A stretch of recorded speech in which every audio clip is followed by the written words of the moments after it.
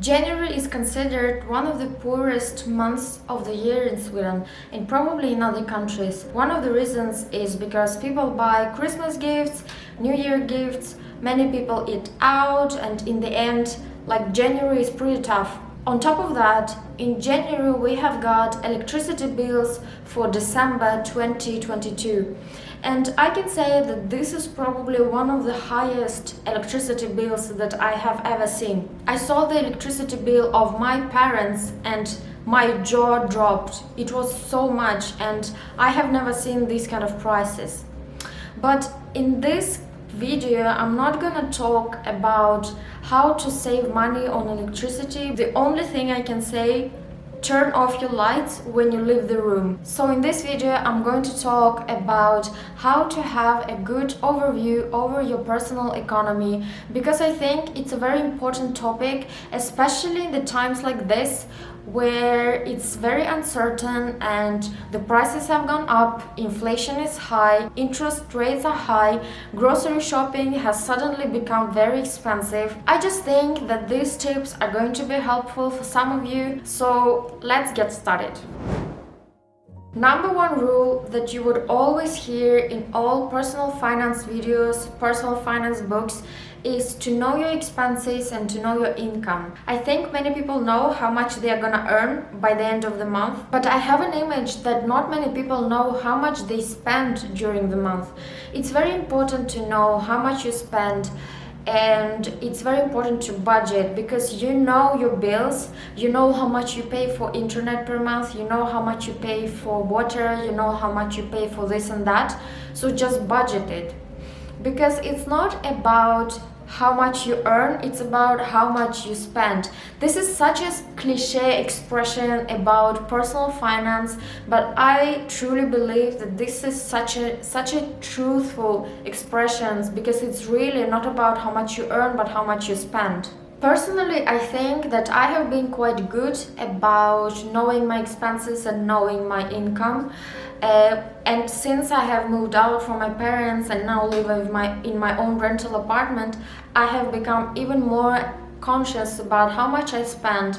And to do that, I use Apple's numbers tool, and I use the template personal budget. I think in English it's called personal budget. Anyway, I use that template and track my transactions and track my spendings during the month. It's probably overkill or how much work you need to do. I think it's necessary for me, and that's what works for me. We live in a consumption society, and you see these ads from every screen, from every TV, buy this, buy that, you need this, you need that. And that's okay, because this is what drives economy. You need to spend money in order for someone to have bread. This is normal, but I think in these kind of times it's important to have a distinction between items like must-have items that I need to buy and nice-to-have items. Just think twice before you purchase something. Do you really need it? Is your life going to be better if you buy it or don't buy it? How would you feel without that item, and how did you live without that item that you want to purchase? Is it going to make your life easier, or is it going to not make any difference? Sweden is a great place for second-hand lovers. So go through your wardrobe, all your boxes, all your tech, all items that you have at home, in your storage room under the house, that usually we have. Go through all this stuff and consider selling them off, because you probably don't know, but you can have quite a lot of cash just lying and not being used. So give these items another home if you don't need them. And personally, I understand that selling off these items, getting rid of old unnecessary things, can be both fun, but it can also be frustrating. But I think in the end it's worth it. So by selling off this old stuff, you kill two flies. I don't know if this is the right expression. You get extra cash and you clean out your home. How awesome is that?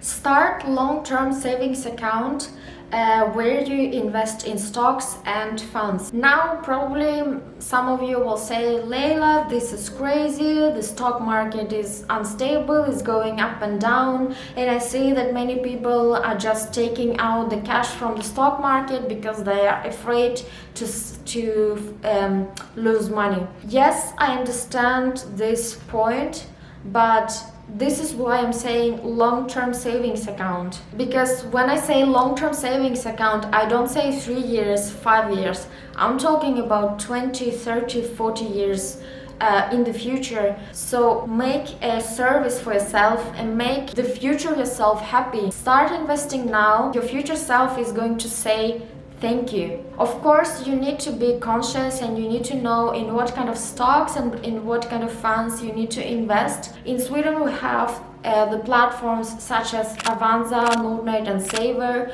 and they usually have pretty good blogs where they're talking about the funds, the stocks. My rule of thumb that I have learned by learning about investments and by reading about investments is to put away 10% of your salary directly into savings. So the idea is that when you get your salary, let's say you earn 40,000 kronor per month. You get your salary. Now let's not think about taxes, whatever, just make it easy for yourself. Think 40,000 kronor per month you get in your salary. Take away 10% of that salary, that will be 4,000 kronor, and put them in the stock market or put them in the savings account. In the end, you're gonna have 36,000 kronor. From these 36,000, you start paying bills. For me, this strategy worked quite well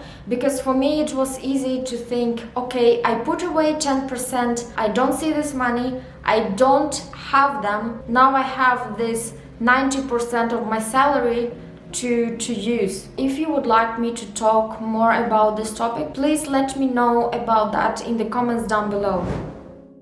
When I had started to learn about investments and just educate myself about this topic, I have learned that it's very important to have emergency account or like buffer account, because you never know what can happen in life and some unexpected things happen. For example, dishwasher breaks down, washing machine breaks down. Here in Sweden, like I don't have car, so I don't need to think about this thing.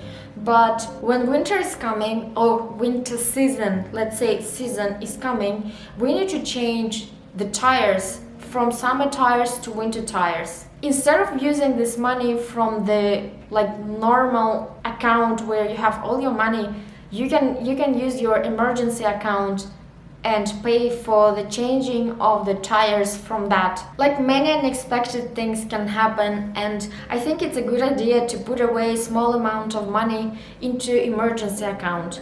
Even probably, I was talking earlier, probably a few seconds ago, about 10%, putting away 10% of your money into investments. Probably that 10% you want to divide into 80% into investments and 20% into emergency account. Another important tip that I think is necessary when we are talking about overview of your personal economy is to look over all your contracts and negotiate the prices. Mortgage on your flat, on your apartment or house. Make sure to talk to the bank and negotiate the interest rates. Look over your contracts for your car insurance, internet, electricity company, and so on and so on. So whatever you pay for, check if it's worth negotiating and renegotiating the prices. If the companies don't want to negotiate, compare the prices and see how much other companies can give you. For example, now electricity is very a relevant topic. Go to elskling.se and check how much it costs to buy electricity from another company. If, for example, you want to compare the car insurance, you can use smarta.se. I'm gonna link links in the description box. You can check and see. So, nowadays, there are quite many services that allow you to compare the prices of some services. Just Google and you will get a lot of results. It can be hard to see and remember what kind of streaming services and subscription services you are using. There is a solution for that, and there is an app called Anything. What you need to do, you need to give that app access to your bank account in order to allow it to check through your entire bank account. After it checks your bank account, it will show you the result, what kind of subscription services you're using. I have used the predecessor of Anything. Before that it was called minatjänster.se, and I was amazed when I used that app, because I have found some subscription services that I didn't even remember about. So thanks to that app, I could easily cancel my subscriptions. Plan your groceries and think what you need to buy before you go to the grocery store. Because if you don't plan it, if you don't make a list, it's very easy to start buying stuff that you don't really need. What I'm doing is that every week I get newspapers from my local stores where they're saying, okay, next week we are going to have these offers and these offers. So usually I go through these newspapers and check what kind of offers they have. And then on the basis of it, I make my list and think, okay, I need this, I need that. Another thing that is important when we talk about grocery shopping is, of course, don't go and do grocery shopping when you're hungry, because again, you're just gonna buy a bunch of stuff that you didn't think you would buy and just overspend. My last tip for today is to prepare the food at home. Don't eat out that much and take Lunchbox with you. If you work in office, or if you don't work from home, make sure to have your lunchbox with you. I mentioned a couple of times on this channel that it is quite expensive to eat out all the time in Sweden, and that was before the inflation went crazy and before the groceries have become quite expensive. Now, when the groceries are expensive and the inflation is high, it has become even more expensive to eat out. What I'm doing is that I always make sure to have a lunchbox with me, because I don't want to spend unnecessary money on something that I can prepare the food myself. I have started to work in the end of May, and up until now I didn't have a lunchbox with me only 3 times. I think the last one was probably a couple of weeks, probably a month ago, and my colleagues were like, Leila, what is wrong with you? Why don't you have your lunchbox with you? Obviously, when I go out with my friends, which happens every now and then, not that often anymore because all of us work, then of course I enjoy a really nice meal at the restaurant, but otherwise for work I always have a lunch with me. Okay, now I feel like my voice have become a bit rusty. I think I have talked quite a lot about money. I'm wondering how many times I have mentioned the word money today. Yeah, I hope that this video has been helpful for you and that you have learned something new that will help in your personal economy. Make sure to have a good overview over your economy and have a nice life. These are hard times and we need to go through this together.